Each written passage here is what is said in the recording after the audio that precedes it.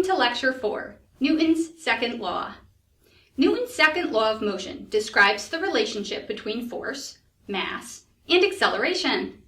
This will expand upon our current understanding of motion and open us up to discussions about momentum, energy, and more in the next few lectures. Each of the following concepts will be discussed in this video: force, Newton's second law, and mass and weight.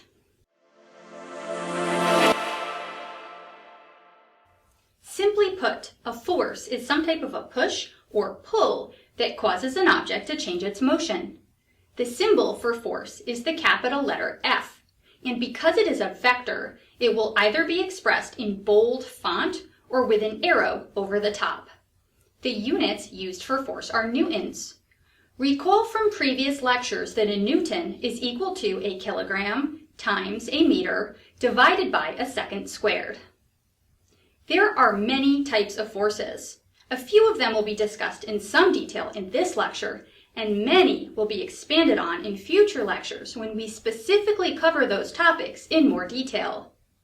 Types of forces include gravity, support force, friction, air resistance, applied forces, tension, elastic and spring forces, the electromagnetic force, the strong force, and the weak force. Gravity is one of the most prevalent forces in our lives. We constantly experience a downward force pulling us towards the center of the Earth. This force comes about due to Earth's large mass exerting a gravitational force on us. If you've ever dropped something or rolled something downhill or down a ramp, then you've seen gravity's effect on the motion of an object. In addition, our weight comes from gravity. We'll discuss the concept of weight in more detail later on in this lecture video. Gravity in particular will be discussed in more detail in Lecture 9. A support force occurs whenever something is in contact with a surface such as the ground, the floor, a wall, or something else. As I am standing here recording this video, the floor is supporting my weight and keeping gravity from accelerating me to the center of the Earth. The support force is sometimes called a normal force, as the force always acts perpendicular to the supporting object. When an object is in contact with a flat surface, the normal force will point up. But when that surface is tilted, the normal force no longer points up. It points perpendicular to the surface. We will discuss the supporting force again in Lecture 9 when we discuss gravity and weight. Friction is another force we experience in our daily lives. There are two types of friction: static friction and kinetic friction. Static friction is the force that's required to get an object at rest to start moving. For example, if you've ever tried to move something heavy by pushing it, perhaps you've noticed that it takes more effort to get the object to start moving than it takes to get it to continue moving. That's because of static friction. Static friction is also the force we experience between our feet and the ground when we walk or run, and the force between wheels and pavement when we drive a car or ride a bicycle. Kinetic friction is the force that occurs between an object and a surface as the object slides along the surface. The amount of kinetic friction depends on the two materials that are in contact with each other. Something like steel and ice will experience relatively low kinetic friction, which you may have experienced if you've ever gone ice skating. On the other hand, wood and steel would experience much more kinetic friction. Another factor that influences the amount of kinetic friction is the support force between the object and the surface that it slides along. The larger the support force, the higher the kinetic friction, all other things being equal. Air resistance is a force that occurs when an object travels through a fluid, such as air. Air resistance acts in the opposite direction of motion. That is, when an object is moving down, air resistance will point up. Air resistance is proportional to the speed of an object. The faster it is, the higher the air resistance will be. Air resistance also depends on the form factor of the objects. I dropped two otherwise identical sheets of paper. One of them was crumpled up and the other was not. The flat sheet of paper took longer to hit the ground because it has a larger form factor, with more of the paper dragging through the air and experiencing the air resistance. The crumpled paper does not experience as much air resistance and therefore drops down faster. An entire area of study, aerodynamics, has been created to determine what kinds of objects travel through the air without experiencing too much drag or air resistance. You can get an idea about aerodynamic shapes by looking at airplane designs, especially fast airplanes that would otherwise be subject to very high resistance at their speeds. In the case of airplanes and other aircraft, air resistance is something that needs to be minimized to keep the fuel costs of air travel as low as possible. Air resistance is not always a bad thing.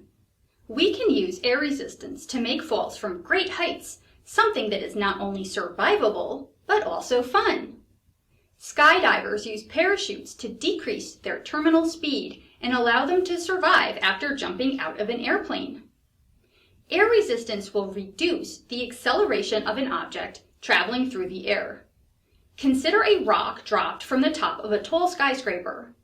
If that rock were to fall only under the influence of gravity, then we would expect its speed to go up linearly over time as gravity increases its speed by 9.8 meters per second every second. However, air resistance will act on the rock to reduce the rate at which the speed increases. At first, when the rock is initially dropped, air resistance will be zero because the rock isn't moving yet. As the rock speeds up, the air resistance will increase. This limits the increase in speed. At a certain point, air resistance and gravity will become equal to each other, causing the object to move at a constant speed. That speed is known as terminal speed. The rock will continue moving at its terminal speed until it hits the ground. Every object will have a different terminal speed depending on its size, shape, density, and other factors. If we drop any object from a large enough height, it will speed up to its terminal speed and then travel in dynamic equilibrium at that terminal speed until it hits the ground. Objects moving through the vacuum of space will not experience any air resistance. This is because there is no fluid, such as air, to act on the object to change its motion. This concept was demonstrated in 1971 on the Apollo 15 mission by astronaut Dave Scott. He dropped a hammer and a feather at the same time, and because there is no atmosphere on the moon, there was no air resistance that would cause the feather to move slower than the hammer. Both objects hit the surface of the moon at the same time. An applied force is simply a push or a pull that is applied to an object by an outside influence. Whenever we move an object by pushing or pulling, we are applying a force. The magnitude and direction of that force depends on what force we apply. Tension is the pulling force present in a string, cable, or other object as it holds something up. The direction of the tension force is along the string or cable. Tension is present in pendulums, pulley systems, and even in truss bridges. Elasticity quantifies the ability of objects to deform when a force is applied to them and then return to their original configuration once that force is removed. Springs are a great example of an object that can be deformed with a force. After the force is removed, as long as the force wasn't too large, the spring will restore itself to its original size and shape. This property will be discussed in more detail in Lecture 12. Electromagnetism describes the interactions of charged objects and magnetic materials. In our daily lives, we experience electromagnetism anytime we use an electronic appliance or gadget, and even when we do something as mundane as use a magnet to hang something on a refrigerator. We will discuss electromagnetism a lot more later in this class, starting with Lecture 22. The strong and weak forces are forces present inside the nucleus of an atom. They're not forces we think about in our daily lives, and yet they are important in that they literally keep atoms together. Electromagnetism tells us that objects with like charges repel. So what is it that keeps the nucleus of an atom comprised of like charged protons together? The answer is the strong force. The strong force acts under very small scales to keep the nucleus of an atom together. It also helps us to understand nuclear processes such as radioactive decay, fusion, and fission, which we'll discuss in lectures 33 and 34. The weak force is also responsible for radioactive decay, fusion, and fission processes. It is the force responsible for changing one type of quark into another, say, by turning a proton into a neutron. While there are many different forces that can act on an object, there are only 4 fundamental forces. That is to say, all of the forces just described can be put into one of 4 categories. Those categories are gravity, electromagnetism, the strong force, and the weak force. Pretty much all of the forces that we experience in our lives, other than gravity, actually fall into the category of electromagnetic forces. The support force, for example, occurs due to the repulsion of electrons in 2 atoms when they are placed near each other. Friction occurs due to electromagnetic forces interacting at the surfaces of 2 objects that are touching each other, and so on. Of the 4 fundamental forces, the strongest is the strong force, followed by electromagnetism, the weak force, and gravity. This means that gravity is the weakest of the 4 fundamental forces.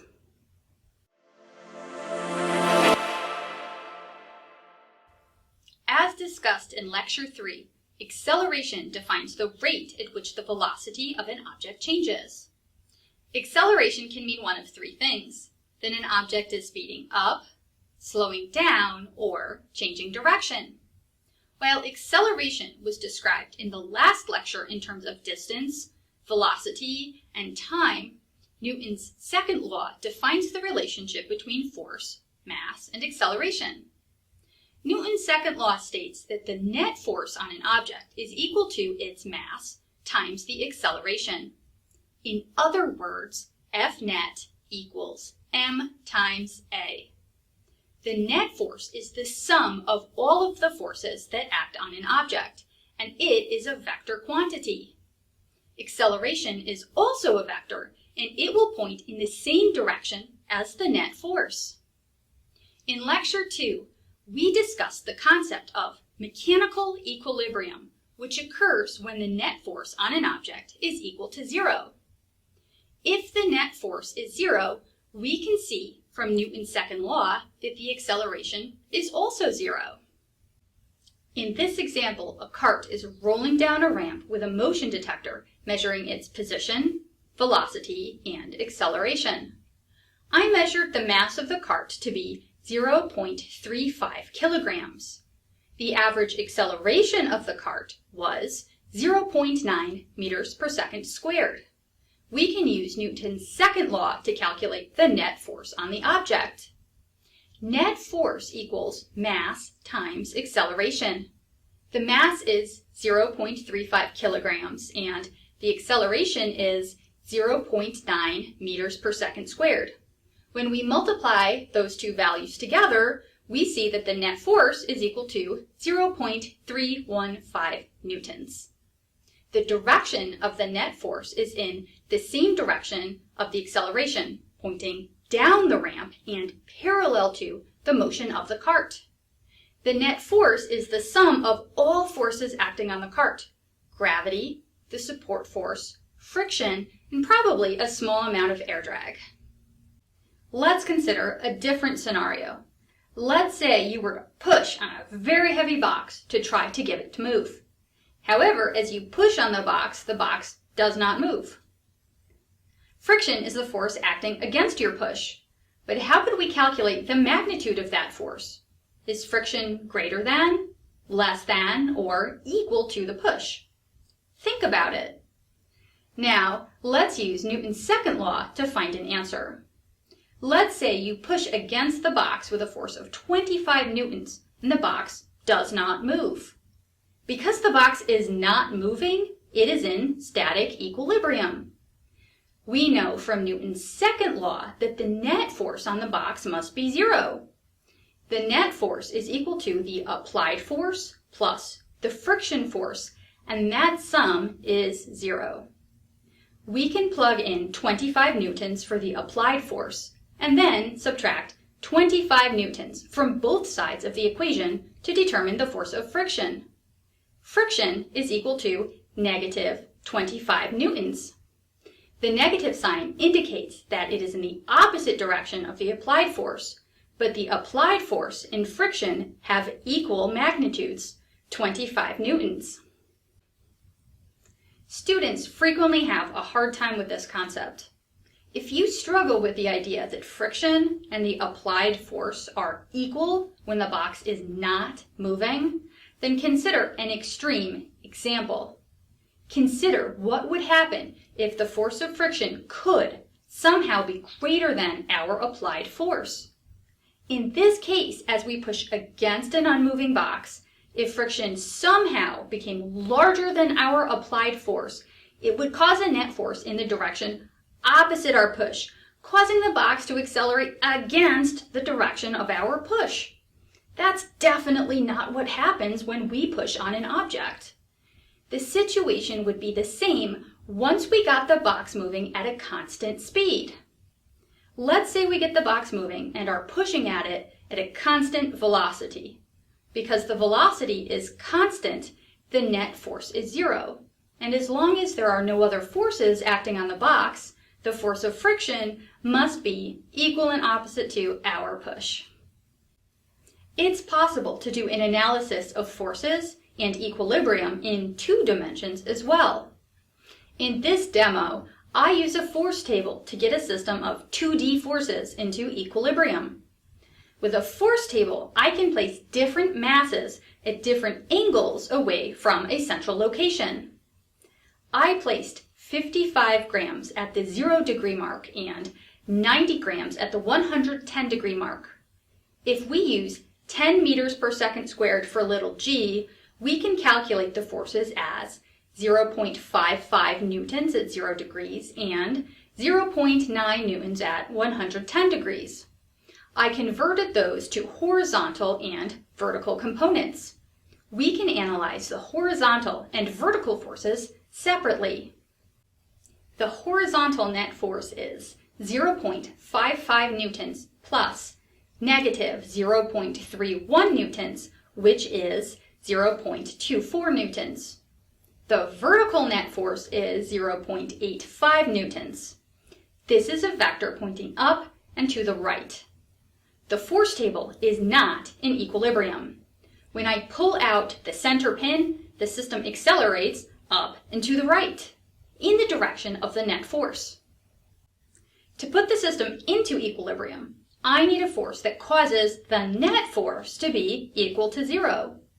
That would be a force with negative 0.24, negative 0.85 Newton components.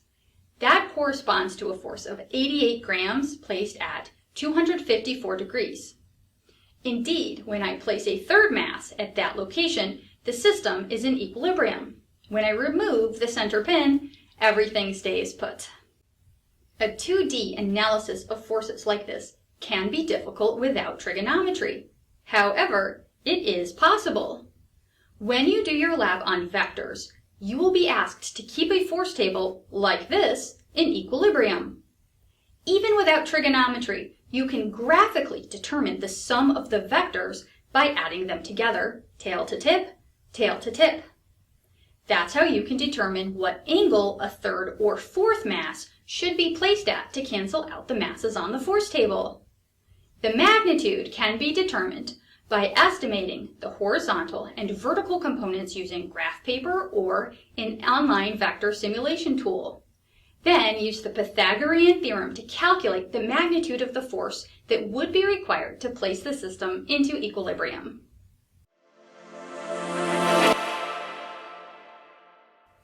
Once again, I'd like to discuss the concepts of mass and weight and how they differ from each other.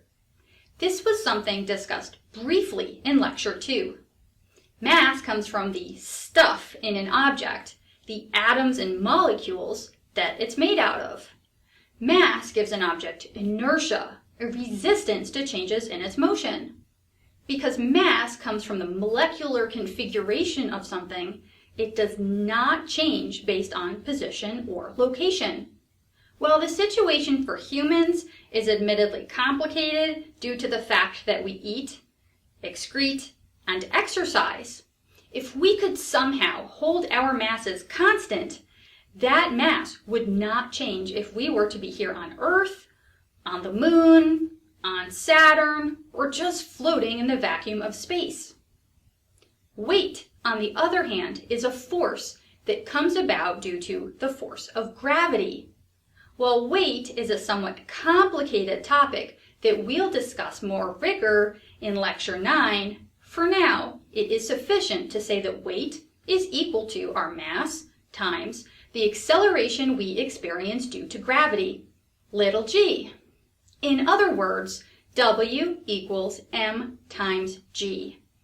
Little g is equal to negative 9.8 meters per second squared. We'll learn where the 9.8 meters per second squared value comes from in Lecture 9. If we were to change our location, our mass will stay the same, but our weight may change. The gravitational force on the Moon is 1/6 that of the Earth. Therefore, our weight on the Moon will be 1/6 the value of our weight on Earth. Astronauts visiting the Moon experienced this decreased weight as they conducted moonwalks. Jupiter, however, has a much higher gravitational force than the Earth. If we were to go to Jupiter, we would find ourselves weighing 2.5 times more than we weigh on Earth. Meanwhile, if we could somehow safely transport ourselves to the Sun, the gigantic gravitational field of the Sun would make us weigh nearly 30 times our weight on Earth. When astronauts visit the space station or otherwise orbit the Earth, the lack of supporting force causes them to be weightless. They are still under the influence of Earth's gravity, which is what causes the space station to orbit the planet, but the astronauts and other objects traveling in orbit appear to be weightless. However, that does not mean that inertia has stopped impacting the motion of an object. Mass and inertia exist everywhere. This NASA podcast is a fascinating look at the impact of inertia in space. Even when astronauts and their bulky equipment are weightless, the inertia of the objects still affects their ability to move around, put on their spacesuits, and get things done in space. Listen to NASA's spacesuit hardware manager, Les Padilla, describe the effects of inertia in microgravity. What can be our friend at time is momentum. Or inertia, and that can be an enemy at times as well when you're in that microenvironment. Mm-hmm. So crew members are trained specifically to go slow along space station. If you get 300 pounds moving, it can be difficult to stop. Now they can stop it, but it's just wasted energy. Mm-hmm. So they go very slowly so they don't get that large mass moving too quickly. Thanks for taking the time to learn about Newton's second law. Until next time, stay well.